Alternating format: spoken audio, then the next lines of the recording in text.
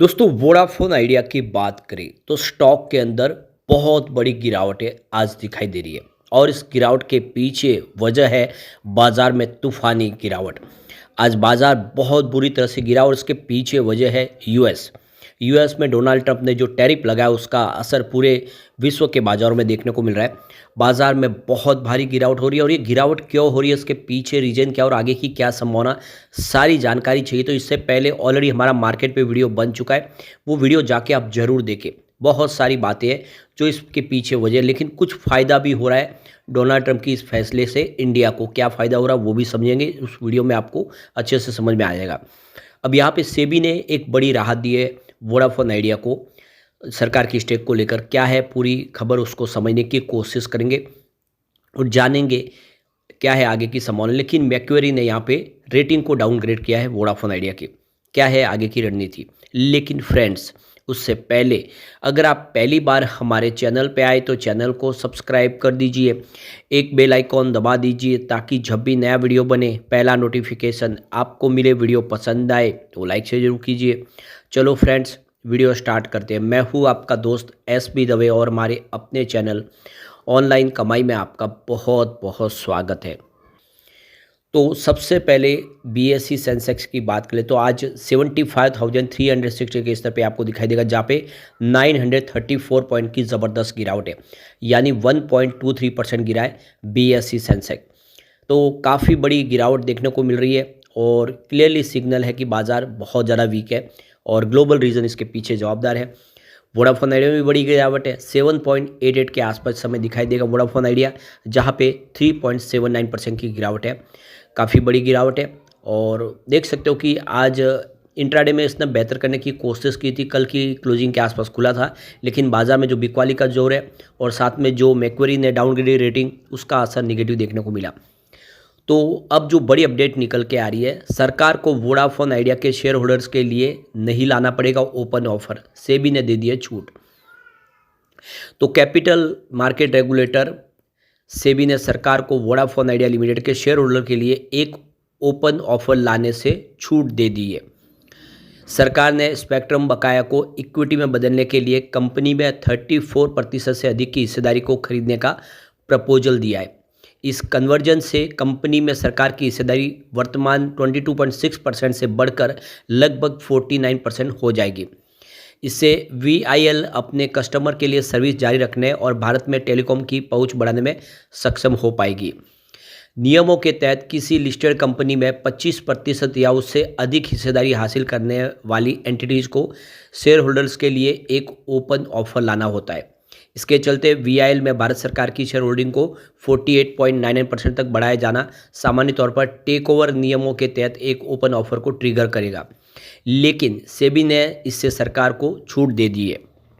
अपने आदेश में सेबी ने उल्लेख किया है कि वीआईएल की ओर से सरकार को एक बड़ी राशि का भुगतान किया जाना है, जो कंपनी की वित्तीय स्थिति पर बोझ डाल सकता है। साथ ही भारत सरकार पर एक ओपन ऑफर लाने की बाध्यता से भी बड़ी मात्रा में नकदी का आउटफ्लो होगा।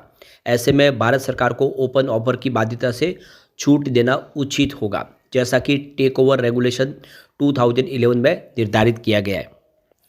छूट देते समय सेबी ने कहा है कि वर्तमान में भारत सरकार का वीआईएल में के मैनेजमेंट या बोर्ड में हिस्सा लेने का कोई इरादा नहीं है और नई कंपनी के नियंत्रण में कोई बदलाव होने वाला है, यानी सरकार इसमें कोई दखल नहीं देगी।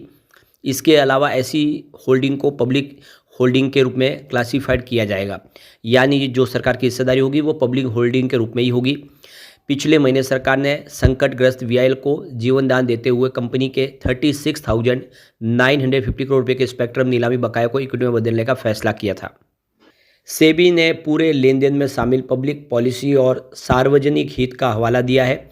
साथ ही टेलीकॉम कंपनियों के लिए लिक्विडिटी और कैश फ्लो को आसान बनाने, टेलीकॉम सेक्टर में बड़ा एक्सपोजर रखने वाले विभिन्न बैंकों की मदद करने के लिए सरकार द्वारा उठाए गए विभिन्न कदमों को ध्यान में रखा है और इसीलिए ये फैसला किया है। तो ये काफ़ी बड़ी राहत सरकार के लिए भी है और वोडाफोन आइडिया के लिए भी है। सेबी ने काफ़ी बड़ी छूट दे दी है। लेकिन वोडाफोन आइडिया के लिए जो बड़ी प्रॉब्लम है कि मैक्वेरी ने इसकी रेटिंग को डाउनग्रेड कर दिया है और रेटिंग अब अंडर परफॉर्म की कर दी है। तो इस समय भले ही सरकार ने बड़ा सपोर्ट दिया हो, लेकिन अभी भी मैक्वेरी को लगता है कि जो भारी भरकम कर्ज है वो बड़ा चिंता का सबब है वोडाफोन आइडिया के लिए। तो काफ़ी अभी भी कैश फ्लो जनरेशन की प्रॉब्लम है और ऐसे में जो रेटिंग है वो अंडर परफॉर्म की दी गई है और यहाँ पे देख सकते हो कि वो इस लेवल से भी स्टॉक के नीचे जाने की संभावना देख रहे। ब्रोकरेज फर्म को लगता है कि गवर्नमेंट ने जो डिसीजन लिया है, जो बकाया है उसको इक्विटी में बदलने का, तो आने वाले समय उसका जो कंपनी का डेट है वो ज़रूर कम हो जाएगा। लेकिन आप देख सकते हो कि जो 26.7 बिलियन डॉलर का जो डेट है 31 दिसंबर 2024 के हिसाब से वो रिड्यूस होकर 22.5 बिलियन डॉलर के आसपास आएगा। लेकिन फिर भी जो नेट डेट वो काफ़ी ज़्यादा होगा और इससे आप देख सकते हो कि कंपनी के लिए बिजनेस करना मुश्किल होगा। मैक्वेरी का कहना है कि सरकार चाहती है कि 3 प्लेयर प्राइवेट प्लेयर बाजार में रहे, इसीलिए हर बार वोडाफोन आइडिया को सपोर्ट जीवन दान दिया जाता है। लेकिन अब यहाँ पे वोडाफोन आइडिया के अंदर सरकार की जो हिस्सेदारी है वो 48.99% हो जाएगी और जो प्रमोटर है उनकी हिस्सेदारी काफ़ी कम हो जाएगी। अब आदित्य बिरला ग्रुप की हिस्सेदारी यहाँ पे देखें तो सिर्फ 9.5% रह जाएगी और वोडाफोन की 6.1%, यानी उनका जो कंट्रोल है वो काफ़ी कम हो जाएगा। तो कुल मिला के मैक्वेरी के हिसाब से यहाँ पे दबाव की स्थिति बन रही है। अब एक बार हम इसके फंडामेंटल देख लेते हैं।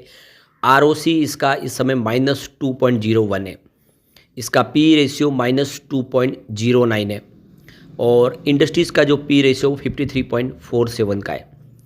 डेट टू इक्विटी रेशियो -2.62 का है और इसका आरओई अगर देखें तो 29.63 के आसपास है। इसके अलावा इसकी बुक वैल्यू -13.09 के आसपास है और इसकी फेस वैल्यू 10 है। यानी देख सकते हो कि स्टॉक इस समय बहुत ही ज़्यादा ऑलरेडी गिर चुका है, काफ़ी दबाव में। अब इसके रिजल्ट को अगर देखें, क्योंकि अब Q4 भी आने वाला है, अगर हम बात करें तो कंपनी की यहाँ पे रिजल्ट की बात करें, फाइनेंशियल सेहत की बात करें तो नेट सेल्स की बात करें सितंबर 2024 में 10,918 करोड़ के आसपास था, जो दिसंबर 2024 में बढ़ के 11,100 करोड़ के आसपास पहुँचा। यानी कंपनी का सेल्स बढ़ा है क्वार्टर ऑन क्वार्टर बेसिस पे। कंपनी के खर्च की बात करें तो 11,786.40 करोड़ के आसपास था सितंबर 2024 में, जो दिसंबर में बढ़ के 12,033.70 करोड़ के आसपास पहुंचा। तो जिस तरह से सेल्स बढ़ा उसी हिसाब से कंपनी के यहाँ पे खर्च में भी वृद्धि हुई है।